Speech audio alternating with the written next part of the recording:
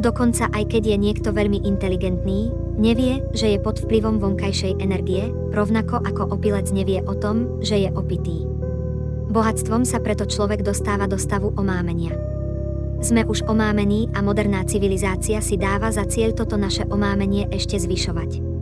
V skutočnosti by sme sa z neho mali dostať, ale cieľom modernej civilizácie je neustále ho zvyšovať, aby sme boli stále viac pod vplyvom tohto opojenia a nakoniec išli všetci do pekla.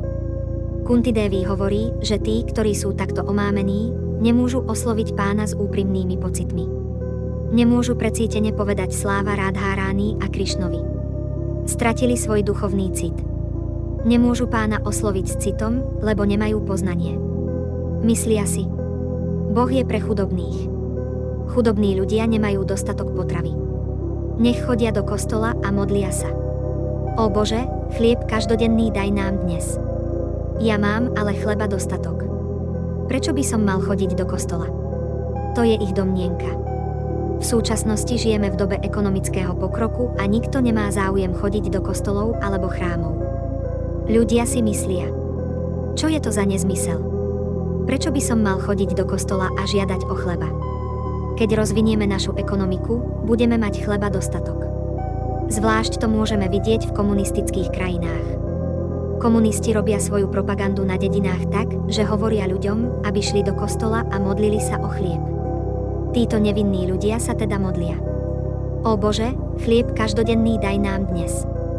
Keď potom výjdú z kostola, komunisti sa ich spýtajú, či dostali chlieb. Nie, pane, odpovedajú. Ľudia potom povedia: Ó komunistickí priatelia, dajte nám chlieb. Komunistickí priatelia samozrejme privezú celý náklad chleba a povedia: vezmite si, koľko chcete. Kto je teraz lepší, komunisti, alebo váš Boh? Pretože ľudia nie sú príliš inteligentní, odpovedia: vy ste lepší.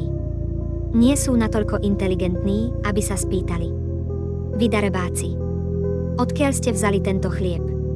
Pretože sú šúdrovia, ktorí nie sú príliš inteligentní, nedokážu im položiť také otázky. Ale Brahman, človek, ktorý je veľmi inteligentný, sa ich hneď spýta: vy darebáci, odkiaľ ste získali tento chlieb? Nemôžete vyrobiť chleba. Iba ste vzali pšenicu, ktorú vám dáva Boh, a premenili ste ju. To ale neznamená, že sa to stalo vašim vlastníctvom.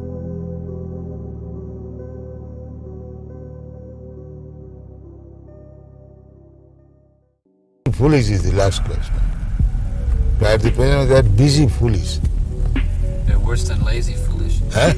That's worse than lazy foolish. Yeah. Lazy foolish is foolish, but he is lazy. He will not do so harm. But the busy foolish, he will simply create harm.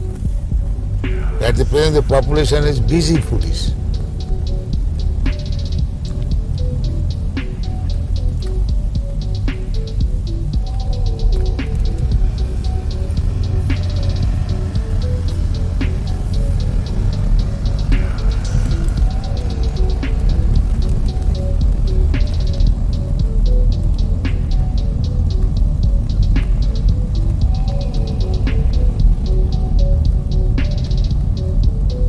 We are creating lazy intelligence.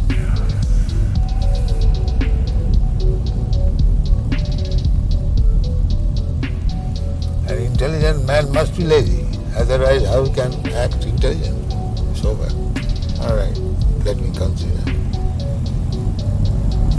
You cannot hope that intelligent man will give his decision immediately.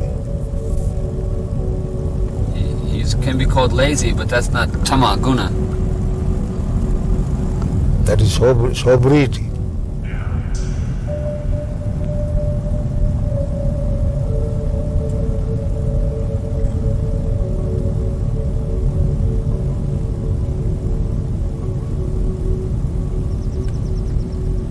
Modern tendency is to create busy foolish.